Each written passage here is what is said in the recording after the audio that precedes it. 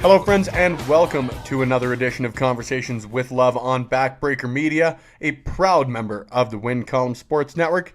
And it's me, your host, Spencer Love. As always, just want to give a shout out to our friends at Stampede YEG, the home of Edmonton Wrestling, where you can check out every WWE pay-per-view, including the upcoming WrestleMania on April 7th, where the brothers of discussion, Hayden and myself, the hosts of Over the Top Rope, will be hosting Over the Top Rope Live, previewing every WWE pay-per-view prior to showing it at Beercade. $4 beers, $4 menu items on select foods, a bunch of great arcade games. It's a great time. Get to meet members of the independent wrestling community here in Edmonton, which, as always, brings me to the subject of this show. Michael Avery Cook may be one of the most interesting, coolest, whatever word you want to use to describe it, guests that I've had on this podcast. He's, I guess, coming up to being a current wrestler again on the independent wrestling scene here in Alberta, but he was more well known a few years ago. He wrestled in Stampede Wrestling. He wrestled actually for the Prairie Wrestling Alliance, who, in conjunction with the PWA, Michael is presenting and organizing and founding Pro Wrestling YEG, which, for those who haven't heard, we've talked about it a bit on the show, both here and with Hayden on OTTR. Is a pro wrestling event to be held at NAIT. It's April 13th at the NAIT Gymnasium. Tickets can be bought in advance. Contacting Mike. It's $30 a ticket. All of that money goes to the Kids with Cancer Society. I know they just broke $10,000.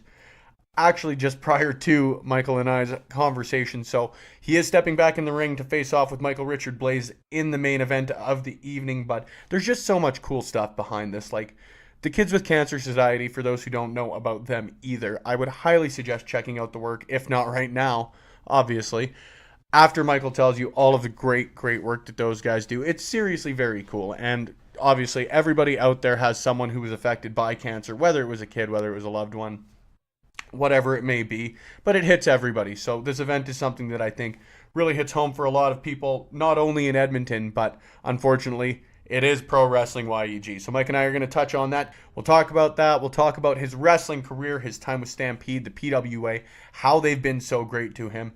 There's a whole lot we're going to talk about. There's no sense blowing it all now. After the break here, my interview with Michael Avery Cook on Conversations with Love on Backbreaker Media, a part of the Win Column Sports Network.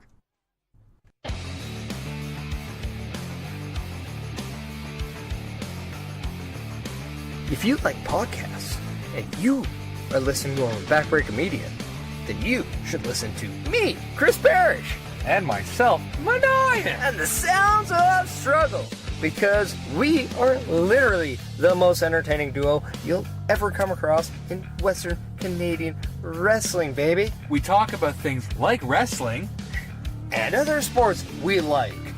Wrestling, but we won't talk about other sports that we don't like, because it's not that kind of podcast. Like wrestling. I mean, we like hockey. And wrestling. And we like football. And wrestling. And we also like to drink beer. While wrestling. Well, not while wrestling, but while watching wrestling. Yes. Yeah. If you want to get into a conversation with Maniac and Chris Parrish, then you need to tune into the Sounds of Struggle live on Backbreaker Media. Every Thursday. It's when we hope to draw, but sometimes Mike Malawany doesn't do his job right. Or we're too drunk to forget. Yeah, that happens too. Yeah. He can bleep out the swear word, because we weren't supposed to do that. Oh, but I'll try not to swear. I can't do it. Yeah. Let's face it, the two of us, we're real. And spectacular. And we're a little bit of all right. Yeah. We're also struggleicious. That we are. That was kind of the key. Supposed to be a struggleicious. Oh, sorry, I'm drunk. Yeah. So, if you don't want to listen to us, then no. You're stupid, because we're entertaining. And if you want to listen to us, then, come listen to us on Backbreaker Media. Yeah. What he said. Later, bitches. Welcome back to Conversations with Love. This is episode 9 on Backbreaker Media. I am joined by Michael Avery Cook, as mentioned in my little pre-show spiel here. The founder and event organizer of Pro Wrestling YEG, which I know we've talked about a lot here on Win Column Sports, but I want to hear from the man himself. First off, man, how are you doing? Thanks for joining me. I'm doing great, man. Thank you welcome very much to for having me. Conversations with Love. Yeah, no, it's great to be here. Thank you so much for taking it. Like I said, we started this thing back in November, and just every little bit of attention and love and support we get goes a long way, so we really appreciate it. Absolutely, man. Well, not only is this a great event, you guys have just an objectively great wrestling event lined up, but let's get started with where you got started. Pro Wrestling YEG, we've talked about it a ton, but for those who haven't listened or any new listeners out there, which that'd be awesome, Pro Wrestling YEG is April 13th at the NAIT Gymnasium. A ton of support from the PWA on this one, as well as a ton of returning stars of the Alberta independent wrestling scene, all for the Kids with Cancer Society. First off, I want to ask, there are a lot of great charities out here in Edmonton. Why specifically the Kids with Cancer? Yeah, well, when we were looking at this event and trying to figure out what would be a good charity partner with us, Azrael, who will be participating in the event, and of course former PWA heavyweight champion. The guy's a monster. Yeah, he's a big boy. He'd been doing an event called Squats for Tots for the past 5 years, which had raised about $50,000 I've heard for of that, Kids with yeah. Cancer Society. And so he, when I started talking to him about this event, he's like, "You should really look at the Kids with Cancer Society." So we started meeting up with them, and the community relations coordinator at the time.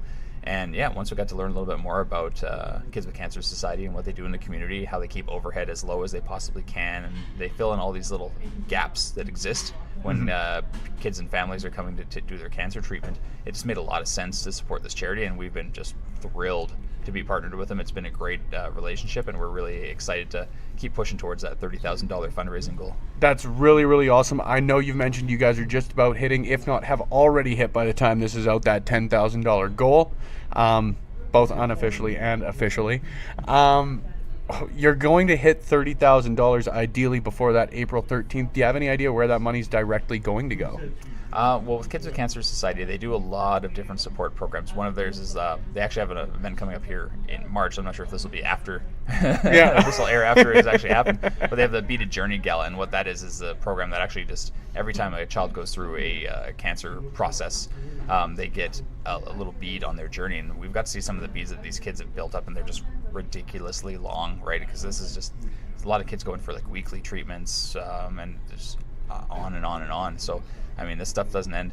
They also do things like just really simple stuff that people don't think about, like accommodations when people are coming in, parking, having a place to stay. Like I just interviewed a lady whose daughter had they came from Fort McMurray, and a month after the wildfires, her daughter came down with was diagnosed with cancer.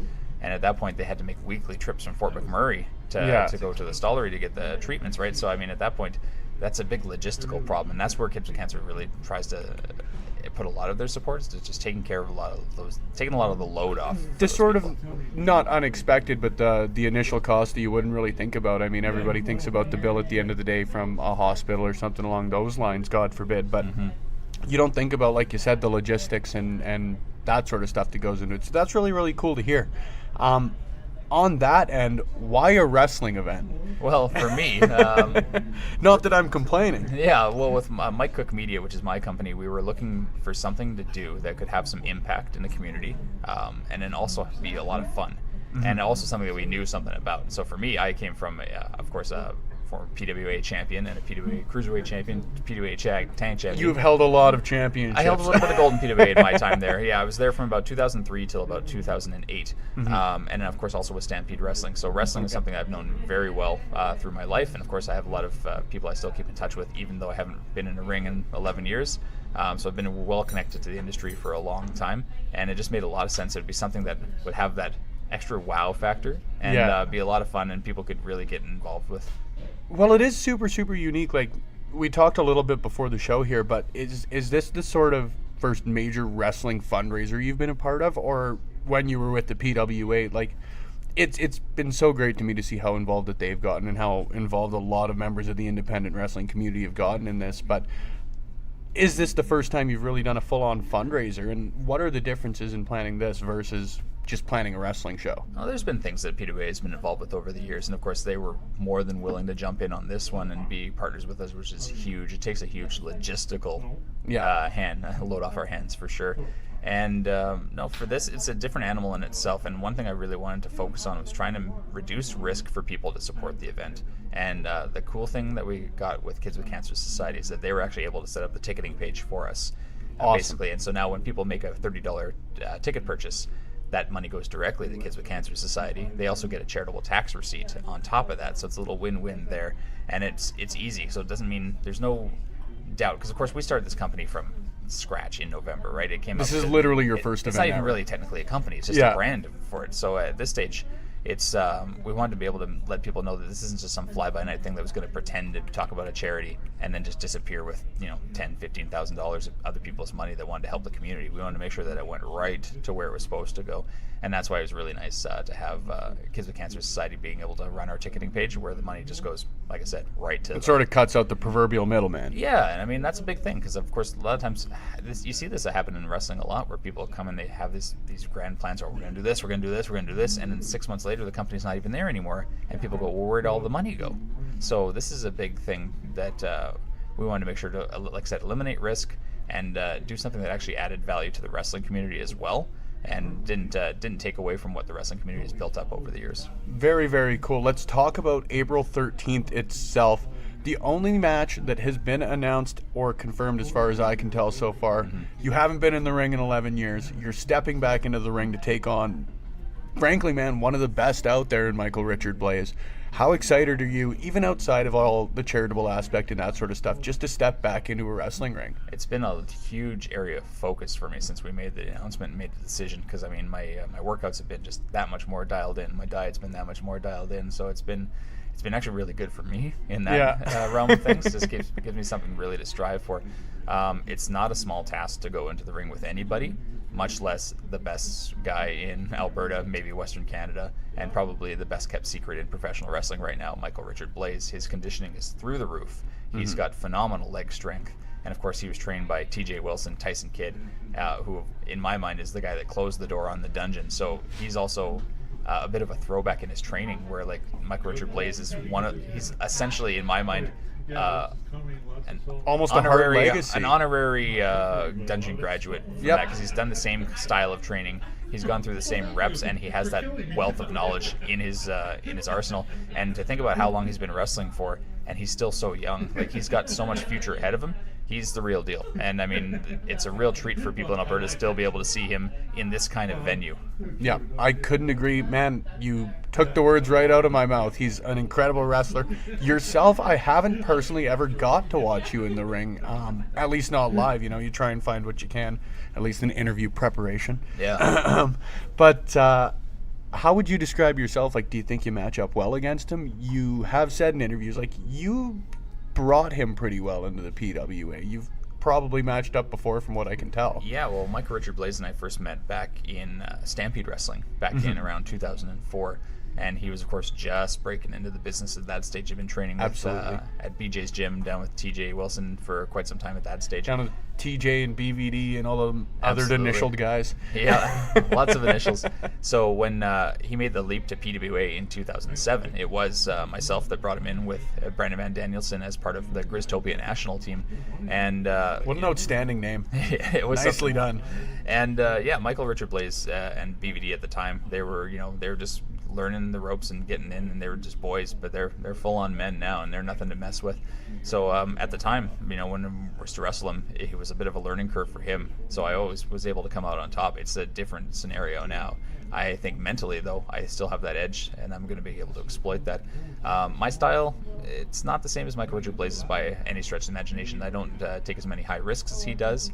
I don't use the kicks. I just find a way to win. I've always been this guy that goes into matches not being the smartest guy, not being the strongest guy, not being the fastest guy, but I just find a way to win. Somehow being the guy at the end of the day. Yeah, ultimately it's just finding that opportunity, finding your window to strike, and then when you have it, you make sure you make the most of it. And that's exactly the way I've always operated in the ring. Very cool, man. We'll talk a little bit more about your wrestling career after the break we've got coming up shortly, but I do want to keep going on April 13th. Do you have any other matches in mind, or are you going to sort of see what develops, between them? Our card actually is confirmed. We haven't announced any of the other matches yet, but we have confirmed the talent and the matchups, so we will be releasing that in the next short little very, while. very So cool. Probably next week, I would assume. And that's all going to come through yourself and Big Bad Boris, who, again, I mention it every time I talk about him. He just seems like the nicest guy. They seem like they've been a huge help on that end as well.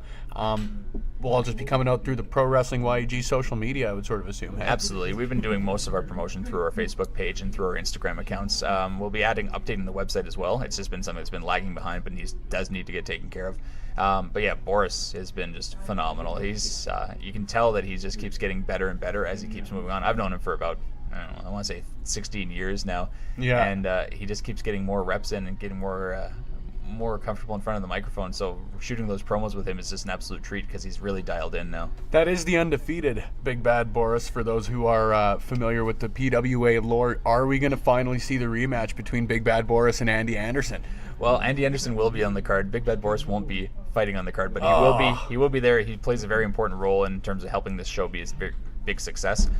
He wears a lot of hats, and he's one of those underappreciated guys that just maybe you don't get to see him in the ring and in front of the camera as much, but he's pretty well every guy behind the camera. Exactly. He plays a lot of roles, and he's going to be very valuable for this event. 100%, man. Very, very cool. The other thing I did want to talk to you about, you mentioned TJ Wilson a little earlier on in this. You tell me, what's the prize for your top fundraiser this year? Yeah, so we have something really cool for people that want to register at ProWrestlingYEG.com and fundraise for us to help raise more money for the Kids with Cancer Society. We've actually got a custom belt that we created through Wildcat Belts, who make the belts for WWE, so they're legit. And I'm looking at this thing right now, you guys. It's nuts. Yeah, they did a phenomenal job on it. I mean, I gave them a few things that I wanted to see on it, and they just ran with it and made a beautiful belt. So there's a reason why these guys are the premier belt makers in the world. So this belt will actually be going to our top fundraiser. So whoever raises the most money for the Kids with Cancer Society, whether that's an individual or a corporation or any kind of business that wants to help to get involved and fundraise. And also, whoever our top fundraiser is on the show date, April 13th, they're actually going to be able to have lunch with TJ Wilson, Tyson Kidd. He's actually flying himself out here just to help out with this event and give us a little something extra to incentivize people to fundraise. So that's the kind of guy TJ is. I mean, he's a legit dude, right? I mean, when I came up with the idea for this event, he didn't even hesitate to say, hey, anything you need, let me know.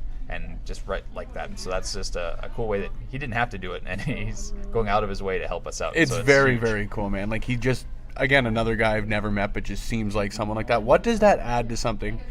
Like, the guy's a legend, for lack of a better way to put it. What does having a guy like that add that, having everybody else involved doesn't add? Well, that was a poorly worded question. Well, not to disrespect, but you know what I mean. Not to disrespect our roster, but absolutely, I mean, like when it comes to straight name value, it's hard to compete with a guy that was on WWE for the better part of a decade, was on Total Divas on the E Network, and just has this way of appealing to a broader audience, right? So I mean, even like you think his Instagram following has like 1 million followers and things like that. So there's an extra level of impact that we just don't have at our own disposal. So I mean, it's pretty huge to be able to have that little extra rub, and it's a little extra credibility too for people that don't know about us. When they see TJ attached to it, they know that we have something here. Exactly. Yeah. Very cool. I guess before we take the quick break here, one question I do want to ask: if this goes well, will there be a Pro Wrestling YEG 2? There's no plans to have a second one as of right now, but I mean, we'll take stock when things are over. It's such an emotional drain on me right now that I'm probably not going to try to think about it for at least a couple weeks, like for the rest of April, once this show's all done. But right now, our only focus is on making sure we hit that $30,000 goal and getting the Kids with Cancer Society a big fundraising total and just having a great show for the people that come and support it. Very cool, Mike. Well, when we come back here on Conversations with Love on the Backbreaker Media Network, we're going to talk about your wrestling career. We'll put Pro Wrestling YEG for a little bit here, at least a little bit in your life. Put it aside for a sec. We'll chat about your time in Stampede, your time in PWA, and hopefully your future in wrestling when we come back on Conversations with Love. Are you tired of the same old pro wrestling? Then check out the amazing action on Powerslam.tv, the biggest indie pro wrestling channel in the world. Get over 3,000 hours of the best pro wrestling events from over 100 of the biggest names in the industry from over 15 countries around the globe. Get your free trial today at Powerslam.tv. Welcome back to Conversations with Love. It is episode 9 on Backbreaker Media, a proud member of the Win Column Sports Network. I am joined by Michael Avery Cook, the founder and event organizer of Pro Wrestling YEG. We've talked about a lot about that, but we haven't talked a lot about Michael Avery, former professional wrestler. Let's just get started right off the bat. You told me right off the start of this interview you've always loved professional wrestling. You started watching when you were 3, is what you said yourself. What got you into wanting to professionally wrestle? You know, it was one of those things that it was always appealing to me. I always wanted to do it. I always enjoyed watching it. My whole life revolved around it. It's funny, my grandmother used to complain when I was an adult. She's like, yeah, I remember when on Saturdays when we were out at Pigeon Lake, we couldn't have dinner at 5 because Maple Leaf Wrestling was on at 5 and Mike had to watch wrestling. So she's going on this big diatribe about how much I love wrestling. And then I'm like, well, that's interesting to me, Grandma, because who was watching wrestling the very first time I actually saw it? So my grandmother was actually watching wrestling. She's to blame for me getting into it in the grand scheme of things. But yeah, for me, I'd always been into it. WWE, of course, was the name of the game when I was growing up because it was the only thing that was really available. I grew up in small town Alberta, Bentley, for most of my years, as well as Red Deer and Calgary, where I was born.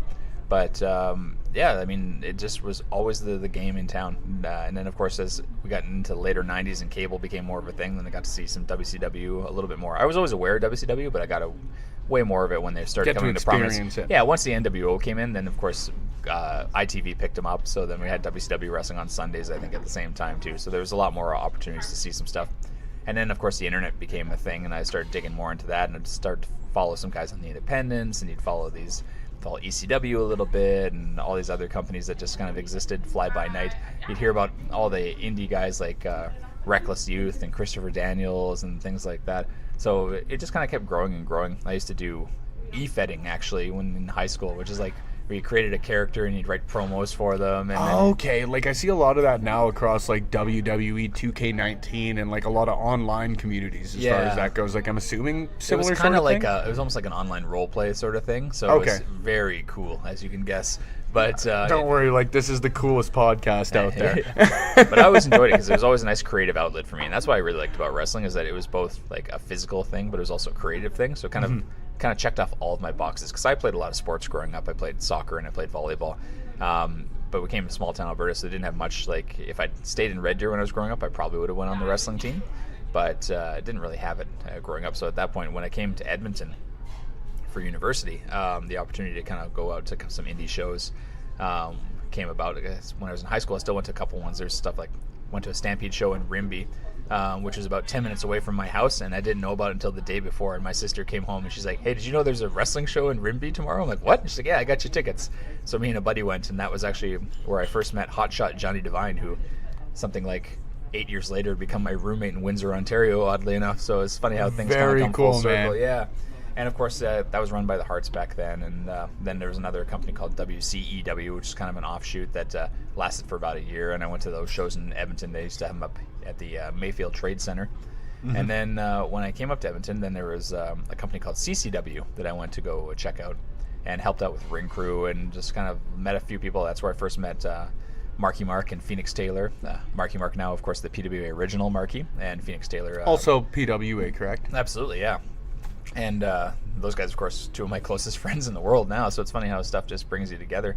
And when those guys went back and PWA started back up, they invited me out, and I started going to those shows as well and helping out in the ring crew. And then it just led to me training with PWA in 2003 and debuting, I believe, in 2004. And then from there, actually, no, that's not true because my debut would have been a couple months after my training in a battle royal in Hobbema, Alberta, now Musqueam.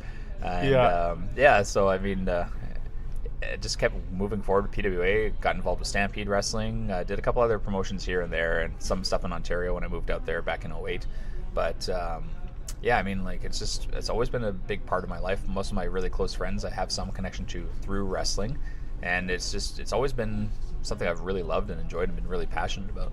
You said you trained with PWA. Were they putting on like training camps, or was it like Marky and Phoenix, I believe you said, were wrestling for them at the time. Was it them who were training you, or? No, the guys that were running the school at the time I got there were Tex Gaines and Red Thunder, and mostly Red Thunder is who I started with. And then so I was there. The PWA school was about there for maybe a year when I first got there, and then ran into some maybe financial problems, or just couldn't keep a building in the right spot that wasn't the right fit. So we just didn't have a school for a while. It just happens. And then when I moved down to Calgary in 2005, I started going to BJ's Gym, which is where TJ Wilson, BVD, Like, not to undersell, but like plays. the Alberta legendary now, BJ's Gym, pretty well. It was a great place. I mean, there was the ring was really low. It was like one of these little floor rings, but it was like cool. Like BJ's Gym was this cool kind of like old like just hole in the wall style gym, where like the lifters were like serious lifters there, and then like it was just a great place to go and just get lots of time in on the mat. And I mean, the talent level that was coming through Stampede at that time and PWA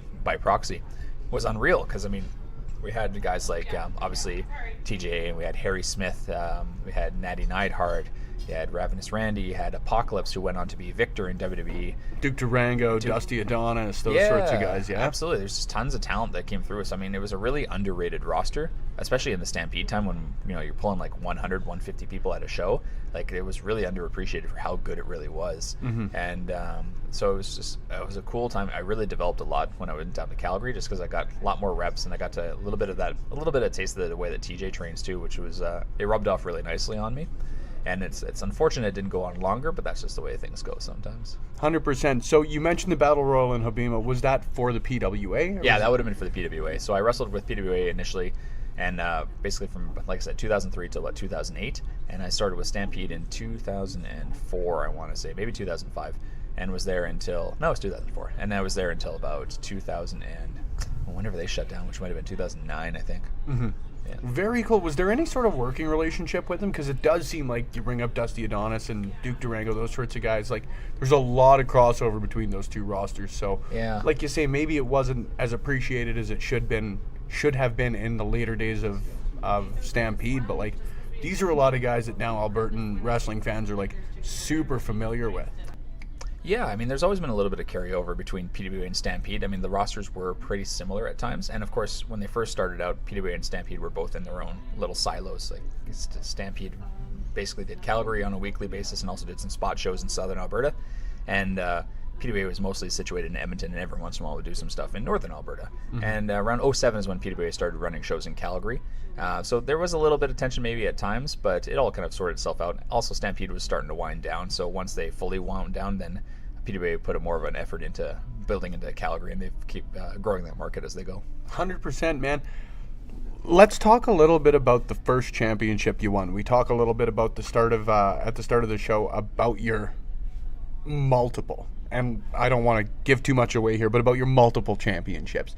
What was it like the first time you won a championship? Just tell me about it. The first time I won a championship, I didn't even get a belt, actually, because it was Night of Champions. I can't remember which year. It might have been 05. Gave you a trophy? Yeah, it was either 04 or it was 05. But yeah, there was a battle royal for the Cruiserweight title because Ricky Rage had vacated it due to non-defending. He didn't just vacate, but he also vacated with the belt for a while. Like Ricky Rage was a cruiserweight? Yeah. Like, that guy's massive. Oh, I know. So there's a big Holy weight crap. disparity between some of the cruiserweights, but I mean, yeah. So I ended up winning the belt, but the title actually wasn't at the show. So I had there's a fan that had a toy belt at ringside, and he gave it to me. I'm like, all right. So I held that up and got a little cheer for that. But yeah, that was the start with me. And then from there, after I dropped the Cruiserweight title, I went into the tag ranks with Ravenous Randy, and we created a tag name that I was really proud of. It was called Nickelodeon Presents Jimmy Fallon's Super Space Calypso in 3D. So we're called Space Calypso for short, but we always liked throwing the whole name out there.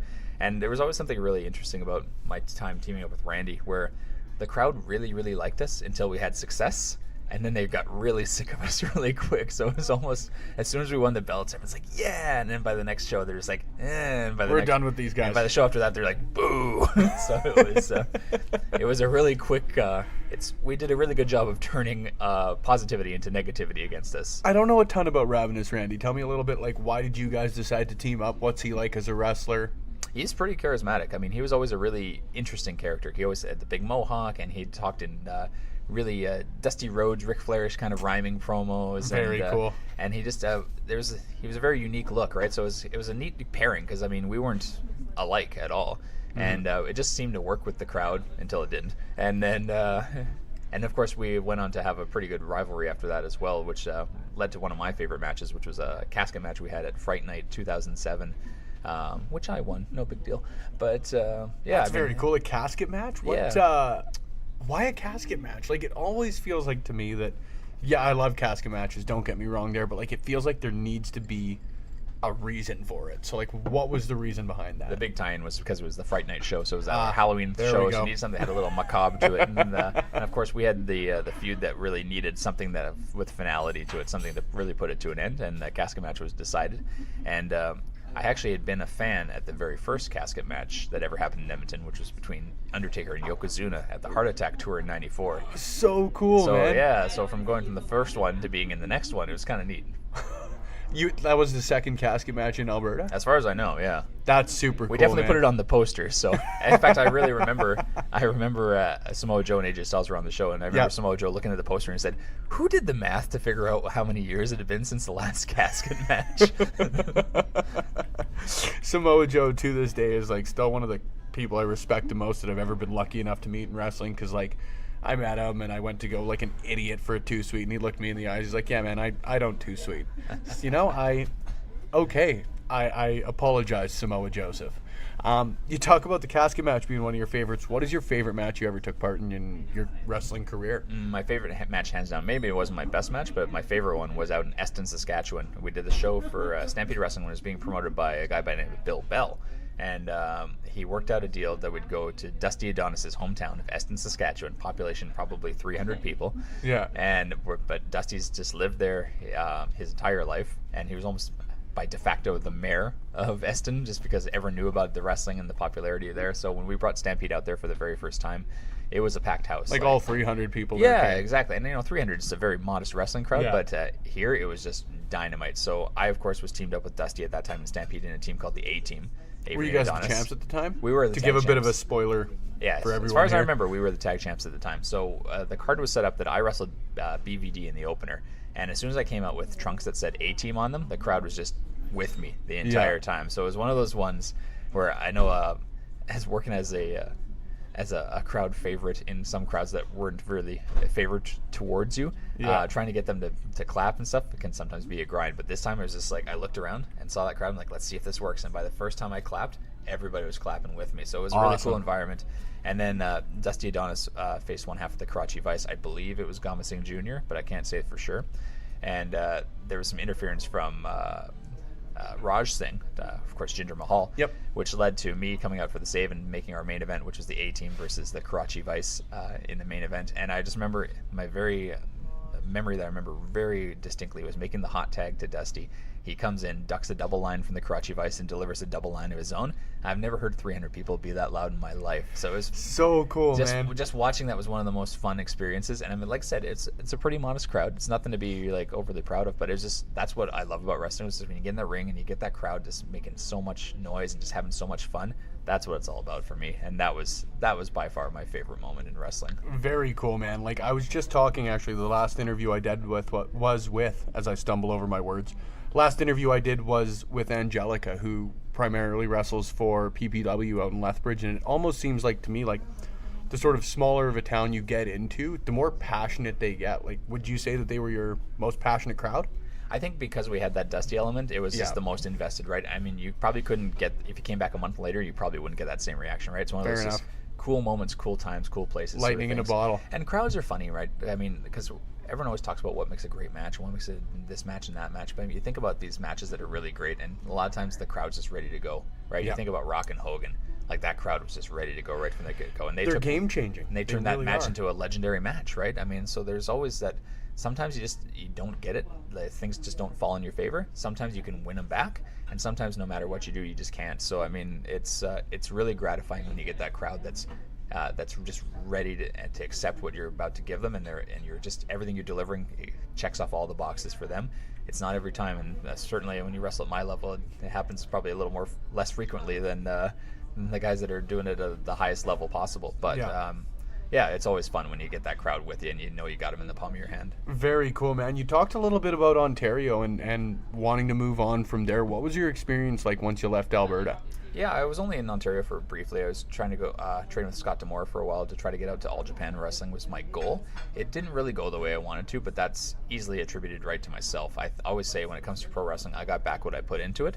And at that point, just my focus wasn't in the right place, and my heart wasn't in the right place. And also coupled with that was the year that Misawa died in the ring, with the being dropped on his head. Essentially, that took a huge amount of wind out of my sails in the wrestling side, and I had to take stock of where my career was heading on the wrestling side, where my career was heading in my other endeavors, and that was what made me essentially decide to kind of pack it up and move away. 100%. Now, it's been about 11 years since I'm not great with math. It's been about 11 years since you last wrestled. You're going on, like you said, to face Michael Richard Blaze in the main event of Pro Wrestling YEG. It's a huge task for, anyone who's been in the ring recently, nonetheless, something like that. If this goes well, do you see yourself stepping back into the ring for a more long-term return, or is this sort of more of a one-off until your next one off? I kind of look at this as a very calculated risk, and I mean, like, there's no guarantees when you get into wrestling. And I mean, you look at, obviously we talked about TJ earlier. There's a guy that was in phenomenal condition, one of the best conditioned athletes there was, a guy that's built for professional wrestling. One move goes wrong and his career's over, right? So I mean, that stuff can happen to anybody in an instant.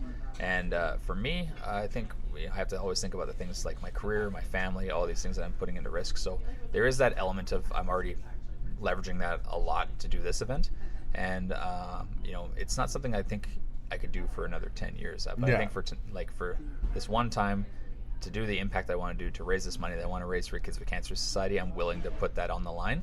And ultimately, it's about making sure I prepare myself the best I can so that I don't put myself in a situation where it ends up going bad. Very, very cool. Well, before we close out the show here, I want to ask any words for Michael Richard Blaze heading into the anniversary show, I guess, coming up in a couple of weeks from now. Mm-hmm. Yeah, well, good luck to you in your match, Michael Richard Blaze. Of course, if you end up walking away with that PWA championship, I guess that puts me first in line for it. But all I can say is I remember the slap that you put on my face there back in January very well, and payback's coming. I love to hear it. Well, seriously, man, I can't thank you enough for coming on here. It's so cool to me what not only yourself, but the entire PWA roster, everyone else behind it is doing. The Kids with Cancer, even prior to this, I knew about what great work they did. I'm so glad you were able to fill me in on a little bit more of that. So before I close the show out, where can people find you? Where can people get more information on Pro Wrestling YEG prior to April 13th show? Well, if you need to follow me, all my social media is Mike Cook Media. And if you need to follow Pro Wrestling YEG, obviously our website is prowrestlingyeg.com. Our Twitter and Facebook are /Pro Wrestling YEG, and our Instagram is Pro Wrestling YEG IG for Instagram. Ah, there we go. I was very confused as to why the IG was at the end of it. There's a really great story of how I actually had set up properly a Pro Wrestling YEG Instagram account, and then messed it up, and then got locked out of it. So that was so I might be able to recover it someday, but for now, it's had to do the workaround and create a Pro Wrestling YEG IG Instagram handle. Well, selfishly, as a wrestling fan in Alberta, I'm hoping the next time you have to create one is for Pro Wrestling YEG 2, because I know you guys are going to do great with this. You guys have already done such great work. And lastly, man, thanks again. Thoroughly appreciate you joining me on this edition of Conversations with Love. Hey, thanks so much for having me, man.